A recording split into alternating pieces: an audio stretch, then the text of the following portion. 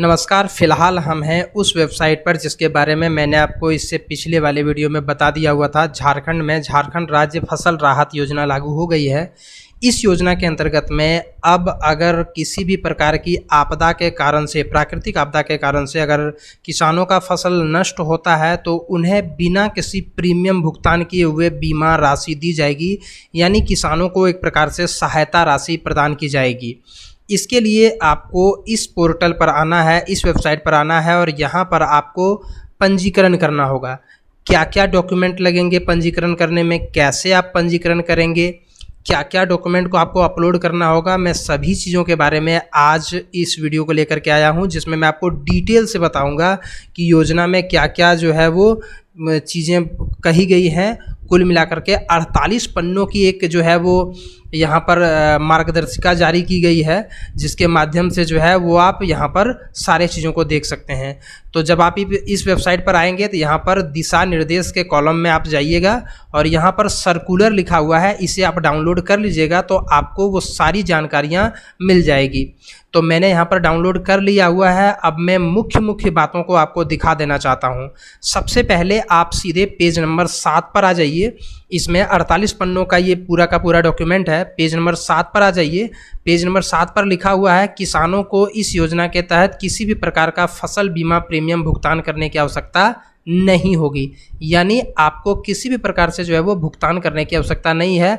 किसी भी प्रकार से कोई जो है वो प्रीमियम देने की ज़रूरत नहीं है, आपको बीमा राशि ऐसे ही मिलेगा। उद्देश्य यहीं पर लिख दिया गया है, आप यहाँ पर देख सकते हैं। सार्वजनिक धन और किसानों की कल्याण दोनों को सुरक्षित रखने के लिए राज्य सरकार द्वारा झारखंड राज्य फसल राहत योजना के नाम की एक नई योजना घोषणा की गई है। और यह योजना का मुख्य उद्देश्य है प्राकृतिक आपदा और प्राकृतिक दुर्घटनाओं के कारण से फसल क्षति की स्थिति में किसानों को आर्थिक सहायता प्रदान करना। झारखंड राज्य फसल राहत योजना फसल बीमा योजना न होकर फसल क्षति होने पर किसानों को प्रदान की जाने वाली एक क्षतिपूर्ति योजना है। यानी ये एक प्रकार से हम लोग इसको बीमा योजना ना कहें, क्योंकि बीमा योजना में प्रीमियम लिया जाता है तब आपको राशि प्रदान की जाती है, लेकिन आपको इसमें किसी भी प्रकार से कोई प्रीमियम देना नहीं है। यहाँ पर भी देखो लिखा हुआ है कि फसल बीमा प्रीमियम भुगतान करने की आवश्यकता नहीं होगी। उन्हें सीधे तौर पर सरकार द्वारा फसल क्षति की स्थिति में आर्थिक सहायता प्रदान की जाएगी। यानी आपका अगर फसल क्षति होता है, फसल अगर नुकसान होता है, तो वैसी स्थिति में आपको जो है वो सीधी किसानों को जो है वो डीबीटी के माध्यम से सरकार के द्वारा रुपये का भुगतान किया जाएगा। अब मैं आपको बताता हूँ कि कितने रुपये का भुगतान होगा, क्या क्या इसमें नियम एवं शर्तें हैं, उन सभी चीज़ों के हम यहाँ पर देख लेते हैं। तो ये 48 पन्ने का डॉक्यूमेंट में पेज नंबर 7 पर आपको दिख गया, यहाँ पर भुगतान करने की कोई आवश्यकता नहीं है। अब हम चलते हैं पेज नंबर 13 के ऊपर। अगर हम पेज नंबर 13 के ऊपर आएंगे तो यहाँ पर जो है वो लिखा हुआ है कि इसमें कौन कौन से किसान जो है वो ऑनलाइन कर सकते हैं, मतलब क्या है इसका योग्यता, कौन से किसान इसमें रजिस्टर कर सकते हैं। इस योजना के अंतर्गत में लघु एवं सीमांत, रैयत और गैर रैयत दोनों प्रकार के किसान जो है वो शामिल हो सकते हैं। लघु मतलब छोटा, सीमांत मतलब बिल्कुल छोटा, जितने भी रैयत हैं वो, और साथ ही गैर रैयत मतलब जो रैयत नहीं है। मतलब रैयत उनको बोलते हैं जिनके पास ज़मीन होती है। अगर आप रैयत नहीं भी हैं, किसी दूसरे की ज़मीन पर अगर आप खेती करते हैं तो भी आप इस योजना में शामिल हो सकते हैं। मतलब आप छोटे किसान हैं या थोड़ा सा बड़े किसान हैं, बिल्कुल छोटे किसान हैं, आपके पास ज़मीन है नहीं है, आप दूसरे की ज़मीन पर खेती करते हैं, फिर भी आप इसमें जो है वो रजिस्टर हो सकते हैं। रैयत किसान जो अपनी भूमि पर स्वयं खेती करते हैं, पीएम किसान पोर्टल पर पंजीकृत हैं, वो सारे किसान इसमें जो है वो रजिस्टर कर सकते हैं। जो गैर रैयत किसान है, जो दूसरों की ज़मीनों पर खेती करते हैं, वो भी इसमें रजिस्टर हो सकते हैं। बस एक नियम है कि झारखंड राज्य का वो नागरिक होना चाहिए और किसान की आयु जो है वो 18 साल से अधिक होना चाहिए।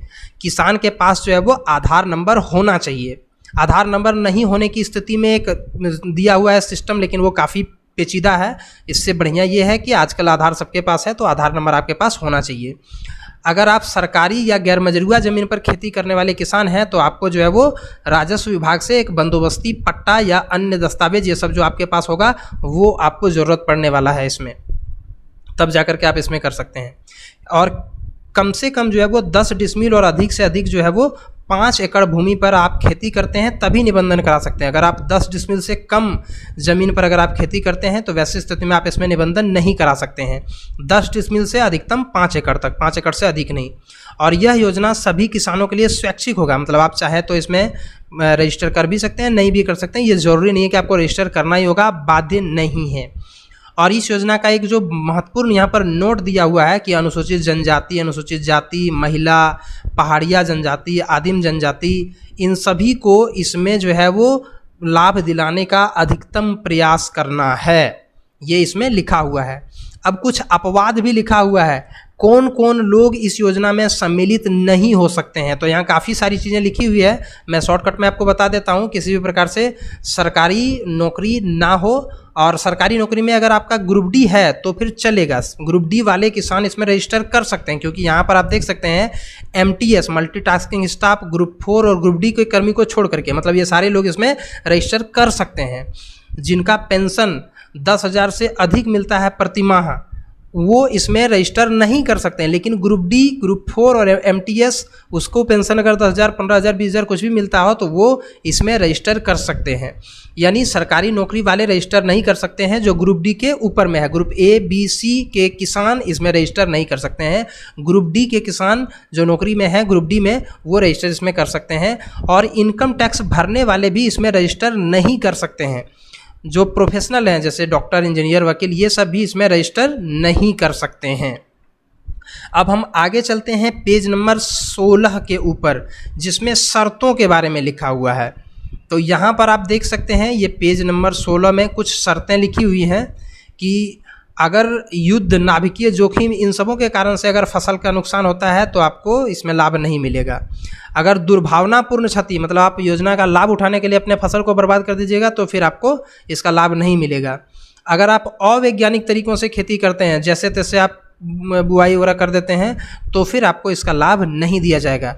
जंगली जानवरों के कारण से अगर आपका फसल नष्ट होता है तो आपको इसका लाभ नहीं दिया जाएगा। इस प्रकार से इसमें जो नियम है।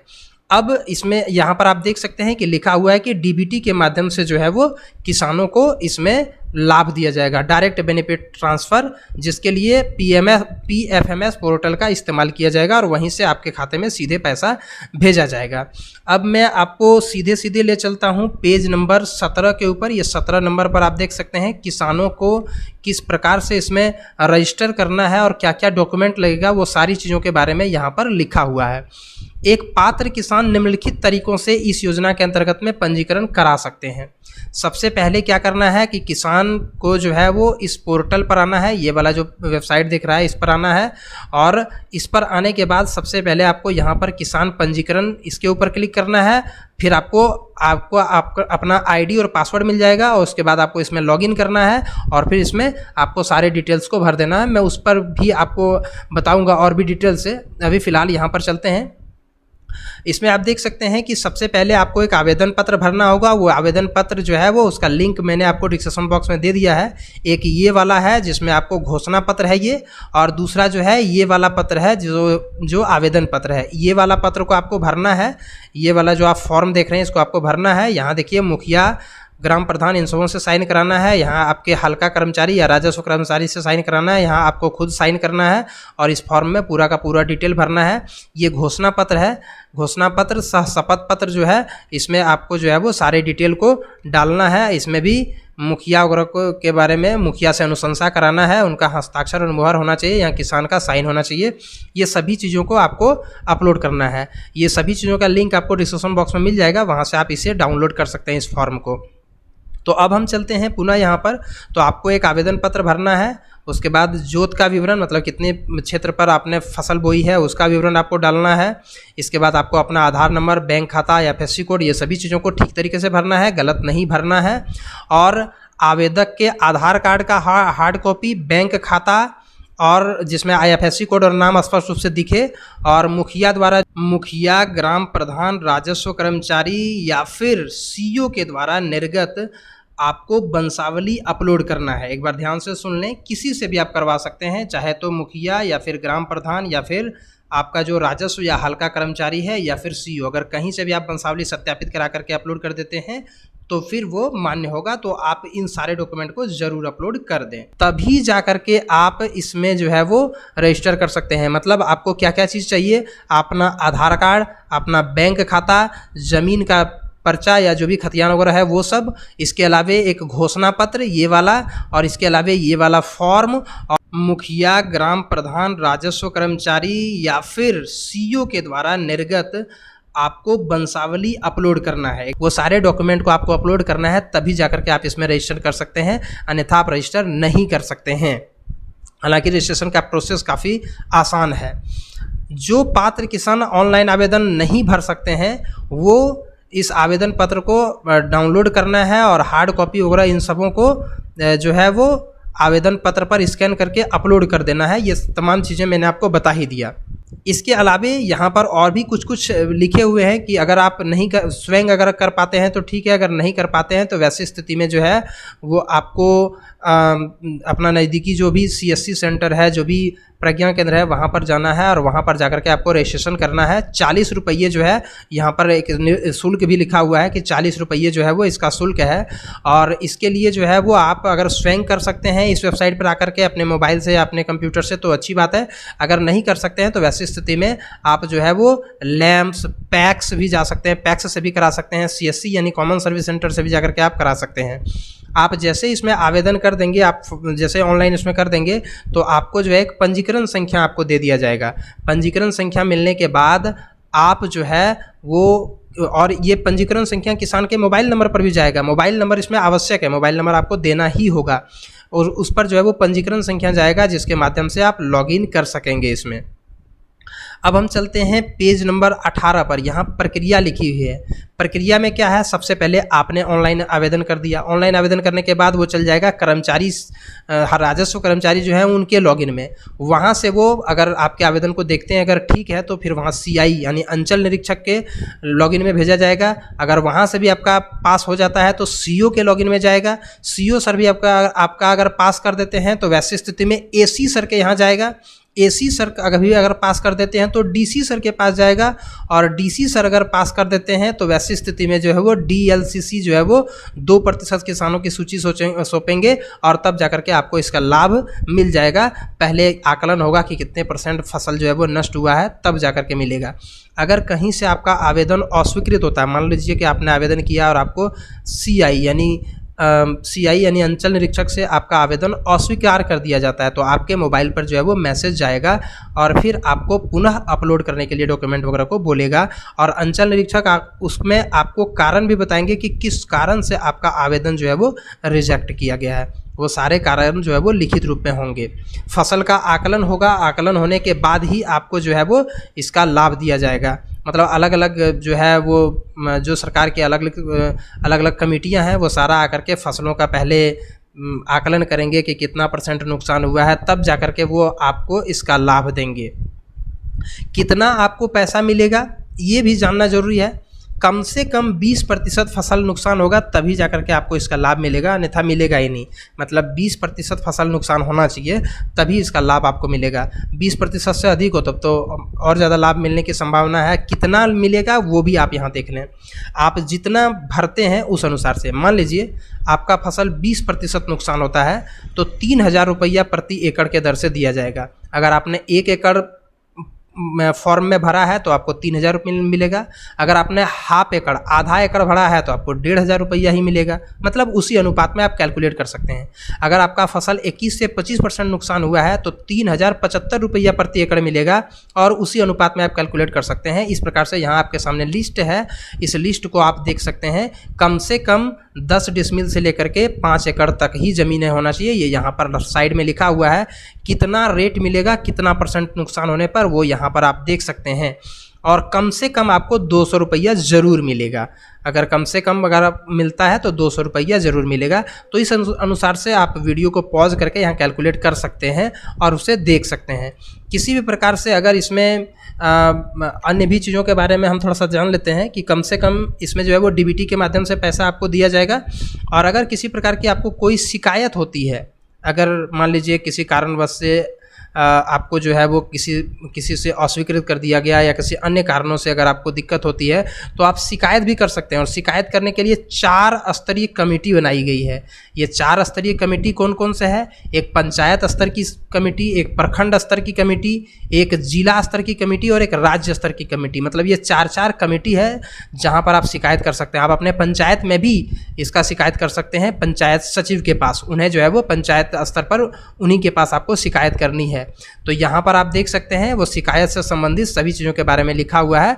आप इसे भी ध्यानपूर्वक पढ़ सकते हैं। इसके बाद आप चलते हैं टाइम लाइन के ऊपर थोड़ा सा, और टाइम लाइन जो है वो पेज नंबर 40 में दिया हुआ है। तो हम चलते हैं पेज नंबर 40 पर। यह है पेज नंबर 40 जहाँ पर ये लिखा हुआ है कि कब इसका आकलन होगा। तो यहाँ पर आप देख सकते हैं काफ़ी लेट लिखा हुआ है। खरीफ के लिए जनवरी के पहले सप्ताह में, रबी के लिए जुलाई के प्रथम सप्ताह में, इस प्रकार से यहाँ पर टाइम लाइन भी लिखा हुआ है। खैर जब भी होगा आपको जो है वो इसका लाभ मिल जाएगा। डीबीटी के माध्यम से आपको पेमेंट जो है वो मिल जाएगा। और पेमेंट जो है वो केवल आपके खाते में ही किया जाएगा, अन्य कोई तरीका नहीं है पेमेंट करने का। इस बात को आप ध्यानपूर्वक याद रखें। मोबाइल और कंप्यूटर दोनों पर आप एक ही तरीके से ऑनलाइन आवेदन कर सकते हैं। अलग अलग प्रक्रियाएं नहीं है, दोनों में एक ही तरीका है, बस देखने में एक छोटा है एक बड़ा है। यहाँ कैसे आपको पंजीकरण करना है वो यहाँ पर दिया हुआ है, आप देख सकते हैं। सबसे पहले आपको किसान पंजीकरण के ऊपर क्लिक करना है। क्लिक करने के बाद जो है यहाँ पर आप देख सकते हैं इस प्रकार से आपके सामने खुलेगा। इस प्रकार से आपको अपना नाम भरना है, आधार नंबर भरना है, मोबाइल नंबर भरना है, OTP आएगा, OTP को वेरीफाई कर लेना है। OTP आप जैसे ही वेरीफाई करेंगे तो आपके सामने इस प्रकार से आ जाएगा फॉर्म, जहाँ पर आपको सारा डिटेल डाल देना है। आधार नंबर वगैरह तो पहले ही पूछ लिया जाएगा, यहाँ अकाउंट नंबर वगैरह, और आप किस जगह से हैं वो आपको यहाँ पर डालना है। जैसे ही आप इसको क्लिक करेंगे तो आपके सामने कुछ इस प्रकार से जो है वो आपको ID मिल जाएगा। ये देख सकते हैं पंजीकरण संख्या आपको मिल जाएगा, मोबाइल नंबर आपका ये रहेगा। इस प्रकार से आप जो है वो इसमें मिल जाएगा। पासवर्ड यहीं पर आपको सेट करने के लिए कहा जाएगा, देख सकते हैं यहाँ पर आपको पासवर्ड सेट करने के लिए कहा जाएगा। पासवर्ड सेट करने के बाद जो है आपको जब ID वगैरह मिल जाएगा, पासवर्ड भी मिल जाएगा, तो आपको लॉगिन करना है। जो किसान लॉगिन का जो ऑप्शन आता है उसके ऊपर जाकर के आपको लॉगिन करना है। लॉगिन करने के बाद जो है वो आपके सामने कुछ इस प्रकार से फॉर्म खुलेगा, जिसमें आप देख सकते हैं ये सारा डिटेल यहाँ पर रहेगा। यहाँ पर बैंक पासबुक को अपलोड करना है, उसको स्कैन करके ठीक तरीके से अपलोड करना है। और कोशिश करें कि ओरिजिनल डॉक्यूमेंट अपलोड करें, जेरॉक्स डॉक्यूमेंट अपलोड ना करने की कोशिश करें। आधार कार्ड अपलोड करना है, बैंक खाता अपलोड करना है, दोनों चीज़ों को अपलोड कर देना है। इन दोनों को अपलोड करने के बाद दोनों जब अपलोड हो जाएगा, जिसे आप बाद में देख भी सकते हैं कि आपका अपलोड सही तरीके से हुआ कि नहीं हुआ, तो तीन कॉलम रहेगा, एक भूमि विवरण, एक भूमि विवरण और फसल, और एक भूमि फाइल और फसल, ये 3 प्रकार का रहेगा। उसके बाद आपको भूमि का विवरण जोड़ना है। भूमि विवरण जोड़ने के बाद आप जो है उसका भी डॉक्यूमेंट आपको अपलोड करना होगा। जैसे मैंने आपको बताया था भू स्वामित्व प्रमाण पत्र, मतलब मैंने आपको फॉर्म दिखाया, फॉर्म और घोषणा पत्र, ये 2 चीज़ों को यहाँ पर अपलोड कर देना है। उसके बाद ज़मीन का जो है वो कागजात भी अपलोड करना है, जैसे खतियान या पर्चा वगैरह जो भी है, वंशावली आपको अपलोड करना है। अगर आप किसी सरकारी ज़मीन पर खेती करते हैं तो जो पट्टा है वो अपलोड करना है। अगर आप नहीं करते हैं तो आपको ये इसमें अपलोड नहीं करना है। घोषणा प्रमाण पत्र भी आपको यहाँ पर अपलोड करना है, सेम यही वाला घोषणा प्रमाण पत्र यहाँ पर आपको अपलोड करना है। ये सारे चीज़ों को अपलोड करने के बाद जो है यहाँ पर आप देख सकते हैं ये घोषणा पत्र यहाँ पर भी दिखाया हुआ है, आपका काम पूरा हो जाएगा। जैसे ही ये सारे घोषणा पत्र को आप अपलोड करते हैं, आपका कार्य जो है वो पूरा हो जाएगा। एक से अधिक फसलों को आप यहाँ पर जोड़ सकते हैं। आप देख सकते हैं फसल जोड़े का भी ऑप्शन दिया हुआ है। उसके लिए जो है वो आपको अलग अलग तरीके से फिर से दूसरा फॉर्म का इस्तेमाल करना होगा। मैं अभी आपको वो दिखाऊंगा। अभी आपको सारे डिटेल को लेकर के सबमिट कर देना है। सबमिट करने के बाद जो है वो आपको एप्लीकेशन का प्रिंट आउट ले लेना है। इस प्रकार से आपके सामने प्रिंट आएगा, इसे प्रिंट आउट आपको कर लेना है। किसी भी प्रकार से अगर आपको समस्या हो तो यहाँ पर आप इस ईमेल पर ईमेल भी कर सकते हैं, या इस टोल फ्री नंबर पर आप कॉल करके बात भी कर सकते हैं। अगर आपको यहाँ पर किसी प्रकार से कोई दिक्कत होती है तो यहाँ पर भी आपको संपर्क नंबर मिल जाएगा, ये संपर्क करें, इसके ऊपर भी आप क्लिक कर सकते हैं। ये हिंदी मीडियम में दिख रहा है, इंग्लिश मीडियम में देखने के लिए आपको यहाँ से क्लिक करना होगा, तब जा करके आप इसे इंग्लिश मीडियम में देख सकते हैं। सभी प्रकार का लिंक, ये जो किस प्रकार से आपको लॉगिन करना है इसका भी लिंक आपको यहाँ पर डिस्क्रिप्शन बॉक्स में मिल जाएगा, तो वहाँ से भी जा करके आप इसे डाउनलोड कर सकते हैं।